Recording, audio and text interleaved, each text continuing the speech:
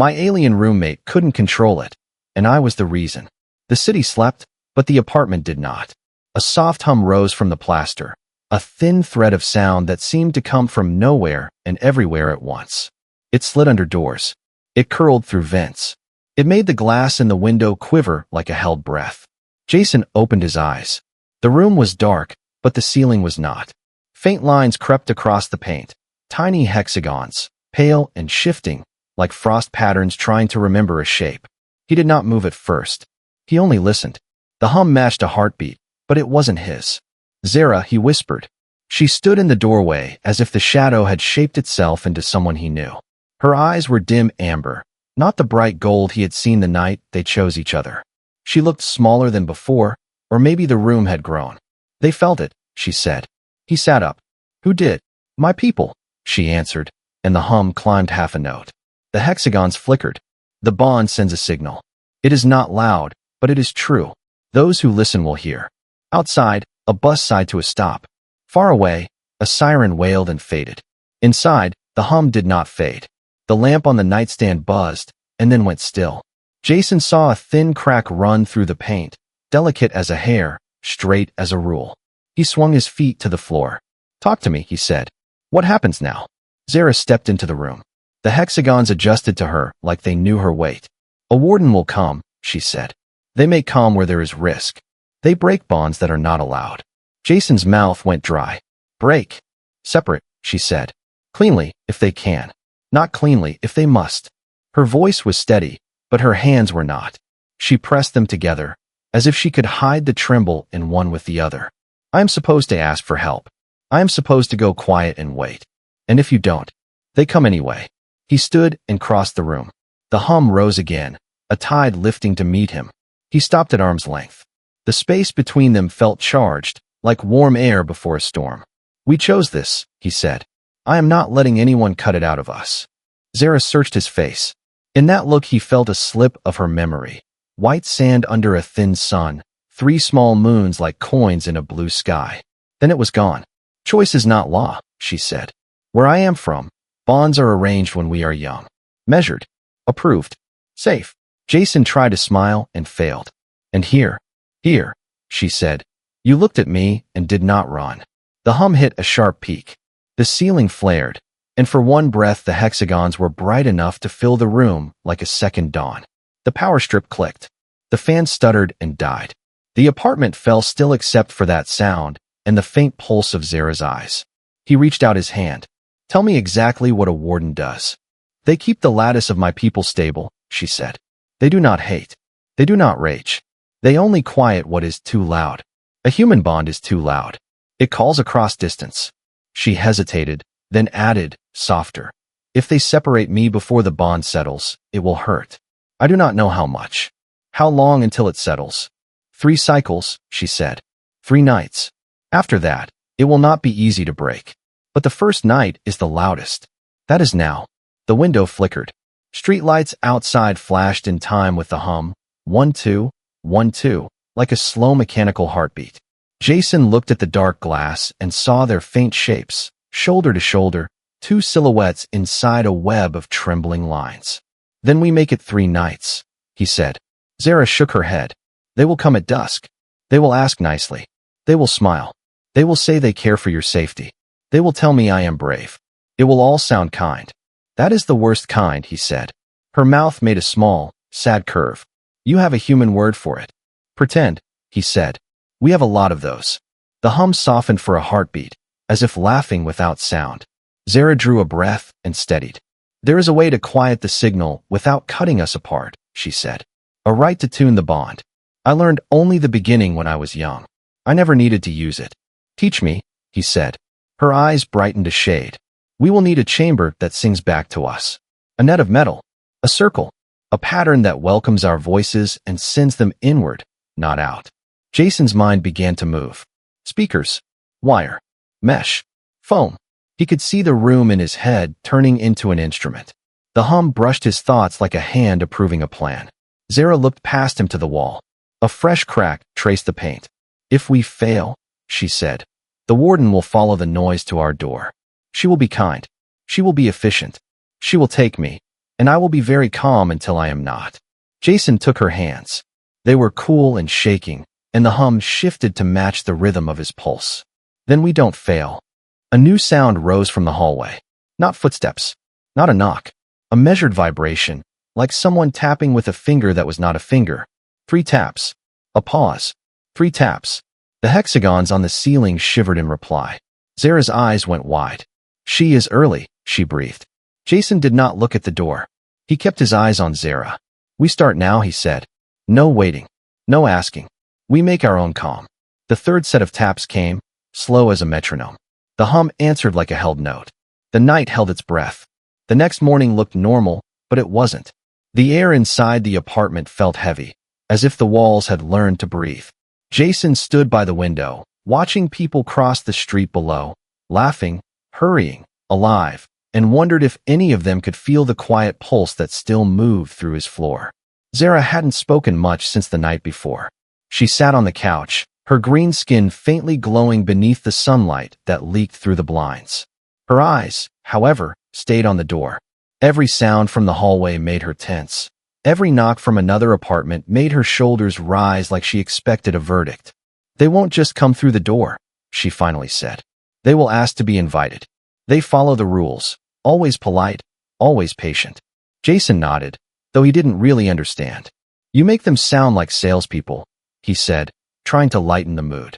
Zara turned to him. They sell calm, she said simply, and they never leave without it. Before Jason could answer, a sound reached them, soft, steady, and wrong. 3 taps, exactly like before, spaced by silence so clean it made the air ring. Then a voice, smooth and careful.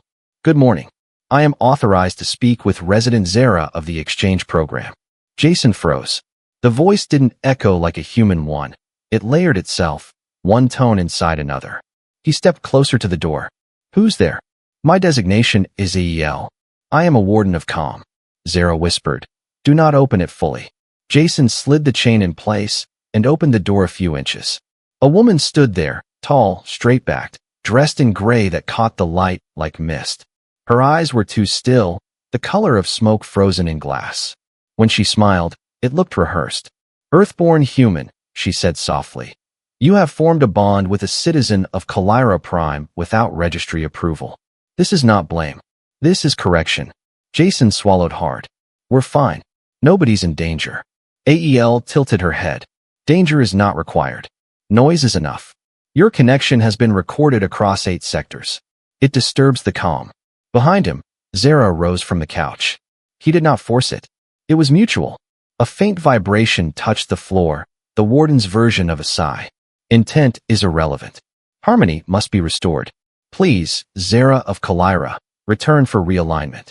Jason shook his head. She's not going anywhere. Elle's eyes shifted toward him, but her body didn't move. For a moment, Jason felt pressure behind his eyes, as if something invisible was searching his thoughts. He fought to stay upright. The air smelled like ozone. She is fading already, El said. The bond drains her.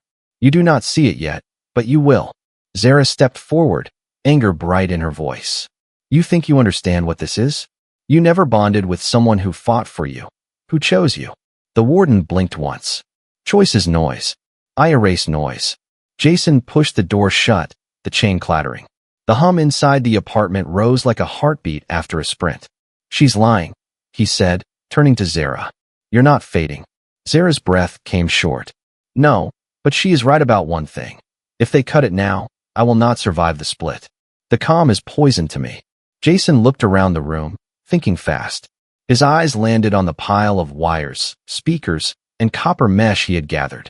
Then we finish the chamber, he said. We make it before they come back. She will not give us time, Zara warned. Then we take it. He pulled the curtains shut. If we stop the signal, she can't track us, right? Not easily, Zara admitted. Good. Then we build a cage that sings only for us. They worked through the day. Jason dragged furniture aside, tearing strips of wire insulation with his teeth. Zara shaped the mesh into a circle on the floor, her hands moving fast but careful, the pattern precise and ancient. Every time she touched metal, it shimmered faintly with that strange, living light. By afternoon, sweat ran down Jason's face, but the hum had softened.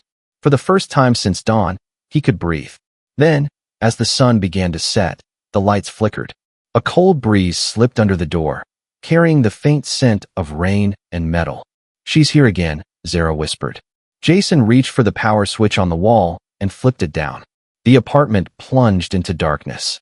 "Quiet," he said. Through the thin crack under the door, a pale glow spread, not from the hallway lights, but from the warden herself. The same calm voice drifted through the silence. "Resident Zara. Human Jason. I admire your effort. But calm does not wait." Zara's hand found his in the dark. Her skin was cold, trembling slightly. Jason squeezed her fingers and whispered back, "Then we make our own kind of calm." Outside, the glow brightened. The warden was patient. She always was. But inside the apartment, the hum began to rise again. This time not in fear, but in defiance. The power stayed off, yet the apartment glowed faintly from Zara's skin. Soft green light traced her shoulders, spilling across the wires and copper sheets that now covered the floor. The room looked like the inside of a broken machine, part science project, part shrine. Jason crouched beside a pile of speakers. "So this is the chamber?" he asked, twisting a wire between his fingers. Zara nodded. "Not perfect, but enough. It only needs to listen to us, not to them." Her voice was steadier than before, but her eyes were still tense, two small suns trapped behind glass. Jason began laying the wires in circles around her design. He didn't fully understand the pattern, yet the shape felt right, like music he could almost remember. Outside, thunder rolled across the city. A storm was coming, but the sound only helped hide the low vibration already moving through the floor. Zara watched him work. "You learn fast." Jason smiled faintly. "You said we have 3 nights. I don't plan on wasting any." He taped the last wire and stepped back. "Now what?" "We sing," she said. Jason blinked. "Sing?" Zara tilted her head. "Not like humans. We shape the sound with thought and breath. One of us holds rhythm. One of us holds tone. Together we make silence visible." Jason rubbed his hands against his jeans. "Okay," he said, "I'll hold rhythm." Zara's lips curved into the smallest smile. "Of course you will." She stood at the center of the circle. The hum rose instantly, responding to her presence. Jason felt pressure behind his ears, a low pulse matching his heartbeat. He clapped once, softly, testing the echo. The sound bounced, twisted, came back sharper, almost alive. "Good," Zara whispered. "Now stay with me." She began to hum. It wasn't music. It was closer to wind passing through glass, soft and strange, carrying something ancient inside it. Jason matched the tempo, tapping his fingers against the wall, steady as a heartbeat. The copper wires warmed. The mesh shimmered. For a moment the apartment stopped being a room and became something else, a throat, a pulse, a living instrument. Jason closed his eyes. He saw flashes, sand shifting under 3 moons, a city made of silver roots, a sea that sang when the wind touched it. They weren't his memories. They were hers. Zara gasped. Her voice broke the pattern. "It's working," she said. "The lattice is answering." He opened his eyes. The air rippled around her like heat above asphalt. "So this means we're safe?" "For now," she said, though the tremor in her voice betrayed her. "The signal is folding inward. They can't hear us clearly anymore." Jason let out a long breath.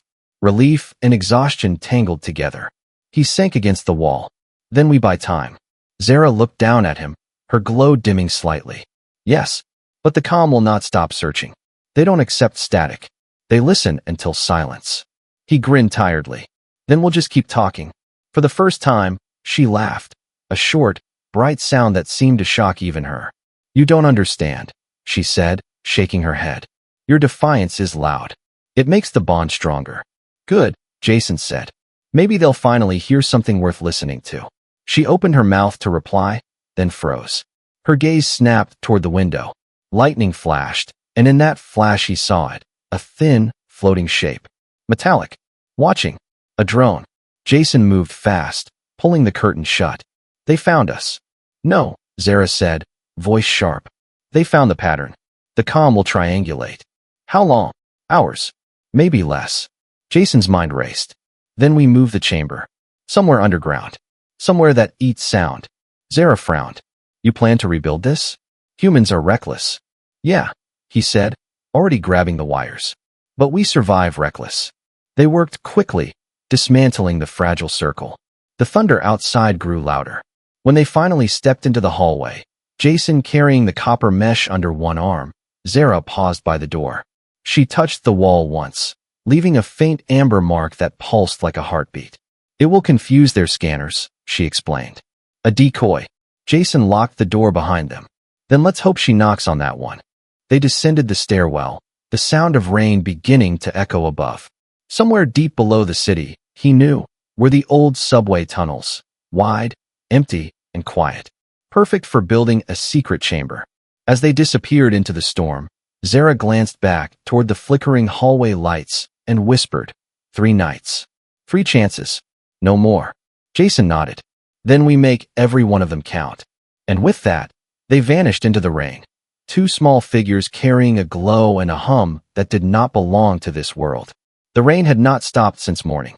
It fell like a curtain between worlds, washing the streets into mirrors of light. Deep underground, where the old subway tunnels slept beneath the city, Jason and Zara worked in the dark. Their footsteps echoed off damp concrete walls as they reached an abandoned maintenance bay. The place smelled of dust and rust, a forgotten space where trains once rested and silence ruled. This will work, Jason said, scanning the wide, empty room. Thick walls. No signal leaks. No one will hear us down here. Zara nodded, setting down the folded copper mesh. Soundproof. Hidden. Perfect for defiance. Jason smirked. That's my specialty. They started rebuilding the chamber. Jason fixed the speakers to the metal beams, rewired the circuits using leftover cables he had stolen from a power junction on their way down. Zara traced glowing lines along the floor, her version of coding. The marks pulsed gently, syncing with her breathing. For a while, they worked in quiet rhythm, man and alien moving together like 2 parts of one heartbeat. The bond between them had grown thicker, alive in the air. Sometimes, Jason could feel Zara's thoughts, flashes of colors and emotions instead of words. She didn't seem to notice it, or maybe she chose not to mention it. When the chamber was ready, Zara stepped inside and closed her eyes. Once we start, she said, they'll know we're alive. They'll come fast. Then we finish faster, Jason replied, double-checking the final wire. I've got one trick ready if they do. What kind of trick? Jason smiled, half proud, half nervous. A human one. Something you can't learn from a manual. Zara tilted her head, puzzled. Humans and their mysteries, she murmured. You hide fear behind humor. Yeah, he said. It keeps us from breaking. Before she could reply, the tunnel trembled. The ground vibrated with a pattern too perfect to be thunder. Zara's eyes widened. They're here. Jason turned off his flashlight. The hum of the warden's approach filled the air, calm, steady, and human. A pale glow spread through the tunnel like a mist. From the shadows ahead, Al emerged, followed by 2 smaller figures. Their bodies were broad, wrapped in smooth gray armor that didn't reflect light. Each carried a long metallic staff that pulsed faintly at the ends. Quiet keepers, Zara whispered. They erase sound. They kill vibration itself. Jason's jaw clenched. Then let's give them some noise. He reached into his backpack and clicked a small switch. The tunnel floor began to tremble, a deep, slow vibration at the edge of hearing. It grew louder until the air itself seemed to shake. Al stopped walking. What is this? She asked, her voice still calm but thinner now. Jason grinned in the dark. That's bass, he said. Humans invented it to make the ground dance. The quiet keepers staggered. Their rods flickered. The low frequency crawled through their suits, bending the air around them. Zara covered her ears, stunned by the sheer force of it. Elle's composure cracked for the first time. She shouted something in her native tongue, but the words came out distorted, swallowed by the sound. Jason grabbed Zara's arm. Run! They sprinted through the maze of tunnels. The thunder of the bass followed them, bouncing off concrete and steel. Behind them, the warden's calm voice turned sharp. You cannot hide in chaos. We are made for it. Zara stumbled, her breath uneven. The hum in her chest grew unstable. Jason, she gasped, the sound is hurting the lattice. He stopped, pulling her into a narrow side tunnel. Then I'll stop it. He pressed another switch on his wrist. The bass dropped instantly, leaving behind an echoing silence. Zara leaned against the wall, trembling. You risked everything with that. Yeah, Jason said, catching his breath. But it bought us time. She looked at him with something close to awe. You turned sound into a weapon. He shrugged. On Earth, music has started more rebellions than guns. Her lips curved slightly, though her eyes were still filled with fear. You're unpredictable, Jason. It confuses them. That's why they're afraid. A distant hum rose again, softer, slower. The warden's signal. She was recovering. Jason glanced toward the shadows. They'll adapt. We need another plan. Zara nodded weakly. We must finish the rite soon. Once the lattice stabilizes, they can't break it without harming themselves. Then we do it tonight, Jason said. No more running. He reached into his bag, pulled out a cracked radio transmitter, and held it up. If we can use this with your signal, maybe we can reverse it, bounce it back at them. Zara hesitated, understanding dawning in her eyes. You want to turn the calm into chaos. Exactly, he said, grinning. They built their system to suppress noise. So let's give them too much of it. For the first time, Zara didn't argue. She reached for his hand, their fingers brushing. Then we make the storm sing. Jason squeezed her hand once. Together, as they began wiring the radio into the glowing circle, thunder rolled above, but this time, it didn't feel like weather. It felt like a warning. Somewhere up on the surface, the Calm Wardens stood at the tunnel's entrance, her eyes glowing faint silver as she whispered into the rain. Protocol dusk. Full retrieval. They've chosen the storm.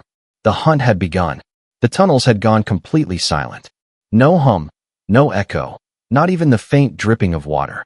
It was as if the air itself was holding its breath. Jason crouched in front of the glowing circle they'd rebuilt in the maintenance bay. The copper mesh now hummed with a soft heartbeat, pulsing between green and gold. He'd patched the broken radio into Zara's lattice lines, connecting old human technology to alien design. It shouldn't have worked, yet somehow, it did. This is insane, Jason muttered. A ritual powered by scrap metal and Wi-Fi. Zara knelt across from him. No, it's not insanity, she said softly. It's adaptation. Something humans and my kind rarely share. Her voice had changed, lower, calmer, but trembling beneath the surface. Her skin glowed brighter now, casting light over the rough concrete walls. Jason could feel the hum vibrating inside his chest, syncing with his heartbeat. Once we start, Zara said, the bond will deepen. We will share what we are. If anything interrupts the pattern before it completes. He finished her sentence. It'll kill us both. Zara nodded, eyes glinting in the half-light. Or worse, it will leave us unfinished, forever linked, but broken. Jason drew in a slow breath and forced a grin.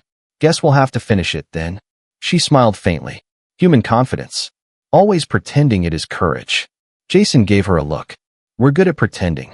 Zara closed her eyes. Then pretend we're safe. The hum began to rise.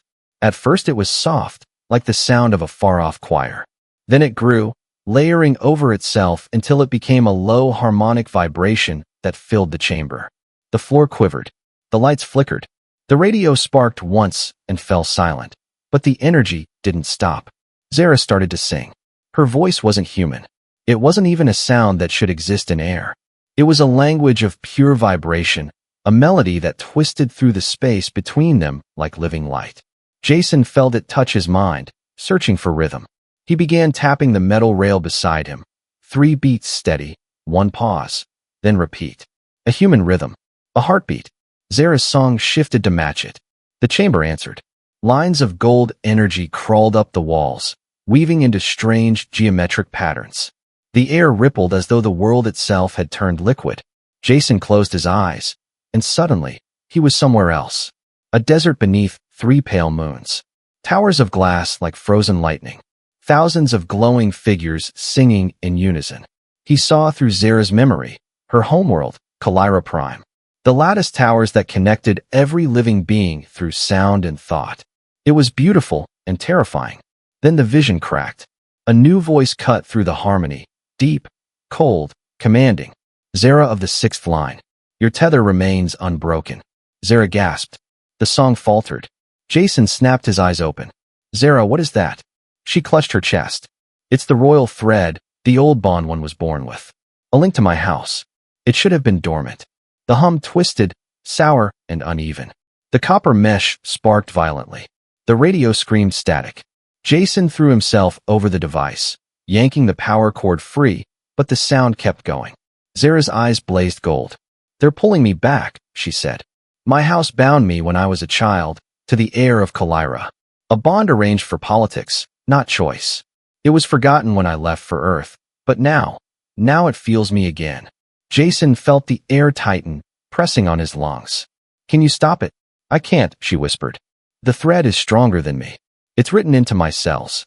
He grabbed her shoulders. "Then let me help." Her gaze lifted to his. "You already are. Your heartbeat keeps the human side alive, but the thread will consume the rest." Jason looked at the copper circle, the radio still pulsing with strange light. "Then we cut it." Zara shook her head. "It's anchored in orbit. There's a ship, an envoy craft hidden above your planet. It maintains the link. We need to reach it to sever it." Jason stepped back, thinking fast. If it's broadcasting a signal, we don't need to reach it physically. We just have to hijack the frequency. Zara blinked. "Hijack a royal bond." "Sure," Jason said, wiping sweat from his forehead. "Why not? You said humans were reckless." A faint, broken laugh escaped her.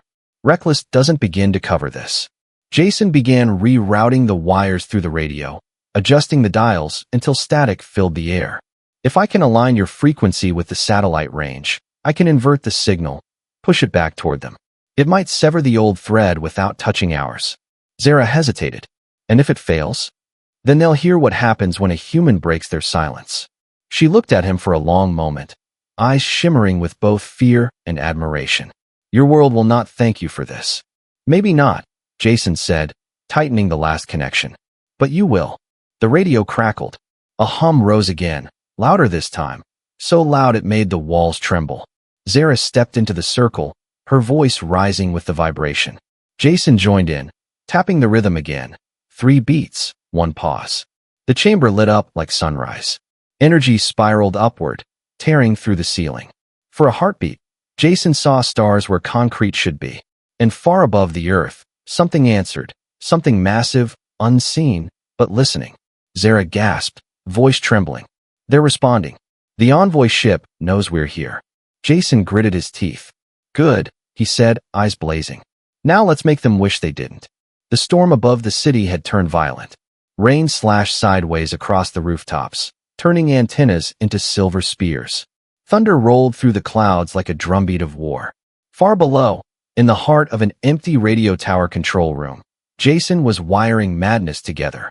Old computers, tangled cables, a portable generator that coughed every few seconds. And, at the center, Zara, standing in a circle of light that pulsed with the rhythm of the bond inside them both. Her voice was tight. "You are certain this will reach them?" Jason tightened a bolt with shaking hands. "If their ship is in low orbit, it's listening. This tower broadcasts at 40,000 watts. That's plenty of noise for anyone who hates noise." Zara blinked slowly, unease in her golden eyes. "When you speak of noise, you speak like a weapon." Jason smiled grimly. "On Earth, we call it music." He flipped a switch. Sparks burst from the console. The speakers around them came alive, humming a deep, vibrating tone that made the windows rattle. Outside, lightning struck the tower, and power surged through the cables like liquid fire. Zara gasped, clutching her chest. "They're listening. The tether is awake again." Jason stared at the screen. A pattern appeared, 3 glowing rings overlapping, forming a symbol that pulsed in perfect time with Zara's heartbeat. "That's them." "Yes," she whispered. "The envoy ship. The royal link." Jason typed fast. "Then let's knock." He rerouted the frequency, using the human broadcast system to piggyback on the alien signal. The machine groaned, the metal floor trembling under the strain. Static filled the air, then silence. From that silence, a voice emerged. Cold, metallic, unauthorized interference detected. Identify origin. Jason leaned toward the microphone. Human, and not authorized for anything. Zara's eyes widened. "Jason." Too late. A beam of blue light cut down from the ceiling, scanning the room. It locked on Zara, wrapping her in a transparent shimmer. She screamed, not from pain, but from separation. Jason felt it too. The bond stretched inside him, tearing like a string pulled to its limit. He slammed his hand down on the keyboard. "No, you don't." The radio output spiked. The speakers screamed, flooding the room with raw sound. Frequencies stacked on frequencies, chaotic, impossible to predict. Zara fell to her knees, gripping the floor, her skin flickering between gold and white. "Jason, stop," she gasped. "You'll overload the lattice." "Good," he shouted over the noise. "Maybe that's what we need." The floor cracked. Lights blew out. The hum of the tower deepened until it became a single long note that shook the air itself. Outside, lightning struck again, and this time, it stayed, crawling down the metal tower like a living thing. Jason forced the signal through one final algorithm, the one he'd built out of desperation and instinct. An inversion loop, a reversal of the frequency controlling the royal tether. Zara's voice rose with the storm. "Jason, whatever happens, don't let go." He reached for her hand. The instant they touched, the sound imploded, turning into a flash of blinding light. For one heartbeat, they saw everything. The envoy ship above the clouds. Its perfect symmetry cracking. Golden threads snapping one by one, bursting into tiny suns. Then, silence. Jason collapsed to the floor, ears ringing, chest burning. Zara lay beside him, breathing hard, her skin faintly smoking but alive. He managed a weak smile. "Tell me we did it." She opened her eyes slowly. The glow inside them was different now, no longer royal gold, but soft amber threaded with blue. "The tether is gone," she whispered. "The link to Kalira, broken." Jason laughed once, exhausted. "Then we just made history." Zara's expression was unreadable, half awe, half sorrow. "You also made enemies beyond your stars." He pushed himself upright. Wouldn't be the first time. Outside, the storm began to clear. The city lights returned, blinking uncertainly, as if unsure whether to celebrate or mourn. Zara looked toward the sky. "They will come now," she said quietly. "Not as wardens, but as witnesses." The royal thread was sacred. Cutting it means war or wonder. I cannot tell which. Jason followed her gaze. Above the clouds, a faint silver outline shimmered briefly, then vanished. "Let them come," he said. "We'll be ready." Zara turned to him, her voice soft but strong. "You don't understand. The bond between us is no longer private. It is now a beacon." Jason smiled tiredly. "Then let's hope it calls the right kind of people." They stood together in the wrecked control room, the scent of ozone thick in the air. The tower hummed one last time, then went still. Far above, unseen to both of them, 1,000 eyes opened in the dark, drawn by the pulse of two beating hearts that refused to obey the rules of the stars. The storm was over, but the signal had just begun. Morning came slowly, as if the world had forgotten how to breathe after the storm. The rain had stopped, and the air smelled of metal and burnt ozone. The tower that had once screamed with light was now silent, its steel ribs blackened and still humming faintly with the ghost of what had happened. Jason stood near the broken window, watching sunlight crawl across the wet rooftops. His hands were trembling, though he didn't notice. Every bone in his body ached, but his heartbeat was strong, steady, alive. Behind him, Zara stirred. She sat up carefully, her movements slow, graceful despite the exhaustion in her limbs. Her skin no longer glowed the sharp gold of Kalira royalty. Instead, it shimmered in soft amber and human blue, the colors of their shared bond. "It's over," Jason said quietly. Zara tilted her head. "No," she replied, voice rough but calm. "It's changed. Over is never true in the lattice." He turned, half smiling. "You sound like a poet." "Or a warning," she said. For a moment, neither spoke. The city below them moved on as if nothing had happened. Distant sirens wailed, cars honked, people hurried to work. No one knew that, for a few minutes, the sky had been home to a war between sound and silence. Jason finally broke the silence. "So, did we win?" Zara looked up through the hole in the ceiling. "We survived," she said. "That is better than victory." He walked to her, crouched beside the damaged circle on the floor. "The bond feels different," he said. "Like it's not inside me anymore. It's between us." Zara met his gaze. "Yes. Before, it was written by their science. Now it breathes by our choice. It is no longer a command. It is a promise." Jason reached out, brushing his fingers against hers. "Then it's ours." She smiled faintly. "Ours, and everyone's problem." A quiet hum answered her words. They both froze. From the far corner of the room, A small prism of crystal hovered in midair, spinning slowly. It glowed with a thin white light, the same kind the Calm Wardens carried. Zara stood. That's impossible. I destroyed their trackers. The prism spoke, its voice calm and steady. You did not destroy me. Ael, the Calm Warden, stepped into view from the stairwell. She looked unchanged, tall, composed, and unbearably serene. But her eyes no longer held the flat coldness Jason remembered.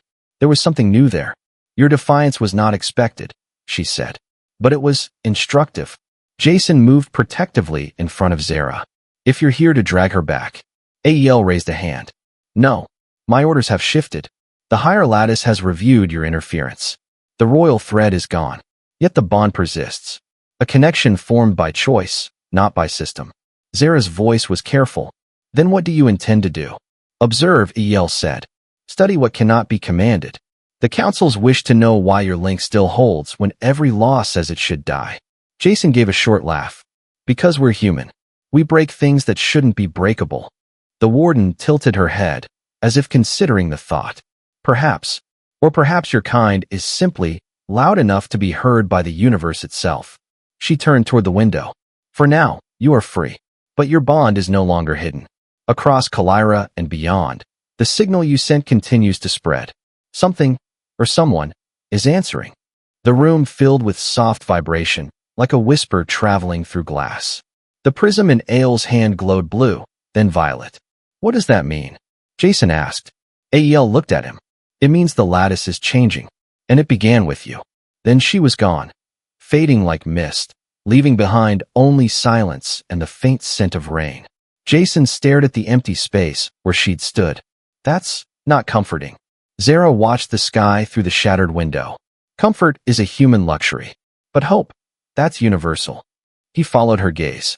High above, the clouds parted for a moment, and a shape moved behind them, vast, silver, and silent, blocking the sun for a heartbeat before disappearing again. Jason whispered. That wasn't their ship, was it? No, Zara said softly. That was something older. Something that heard the song we sang. The wind pushed through the tower, carrying the faint hum of their bond. Alive, defiant, human. Zara looked at Jason, her expression gentle but certain. Whatever comes next, remember this. The bond chose itself. And now, the universe is listening. Jason smiled, exhausted but unafraid. Then let's give it something worth hearing. Outside, the city lights flickered once, like an eye-opening. Somewhere beyond the clouds, 1,000 voices answered back, a chorus of stars awakening to a new kind of sound.